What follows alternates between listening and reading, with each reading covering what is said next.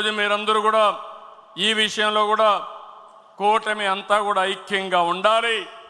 2029లో 2024 కంటే పెద్ద మెజారిటీతో గెలిపిస్తామని హర్షాన్ని ఆమోదాన్ని తెలియజేయాల్సిన బాధ్యత మీ అందరిపైన ఉంది.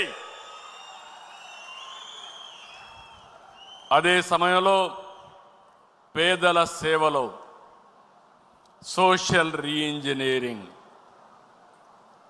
ఈరోజు ఈ రాష్ట్రంలో సంక్షేమ కార్యక్రమాలకు ఆద్యుడు మన నాయకుడు ఎన్టీ రామారావు గారు. ఆ తర్వాత సంక్షేమ కార్యక్రమాల్ని ముందుకు తీసుకుపోయిన పార్టీ తెలుగుదేశం పార్టీ. ఇంకో పక్క మీరు చూస్తే వెనుకబడిన వర్గాలు ఎప్పుడు కూడా తెలుగుదేశం పార్టీకి కంచు కోట, వెన్నెముక. ఏ సందర్భంలో కూడా ఏ వ్యక్తి కూడా వెనుకబడిన వర్గాలను మర్చిపోవడానికి వీలు లేదు. అందుకే మొన్న ఎలక్షన్లో ఒక పని చేశాం, సోషల్ రీఇంజనీరింగ్ చేశాం.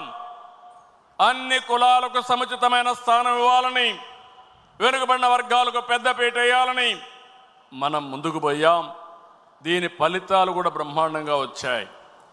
నేను పార్టీలో కూడా మిమ్మల్ని అందరినీ ఒకటే కోరుతున్నాను, జనాభా దామాషా ప్రకారం అన్ని కులాలకు అన్ని మతాలకు అందరికీ గౌరవించే పరిస్థితి రావాలి. దీనివల్ల ప్రజల్లో విశ్వాసం పెరుగుతుంది, పార్టీకి లాభం వస్తుంది, భవిష్యత్తుకు కూడా ఎన్నికల్లో గెలవడం కూడా ఈజీ అవుతుందని చెప్పి కూడా నేను మీకు తెలియజేస్తున్నా.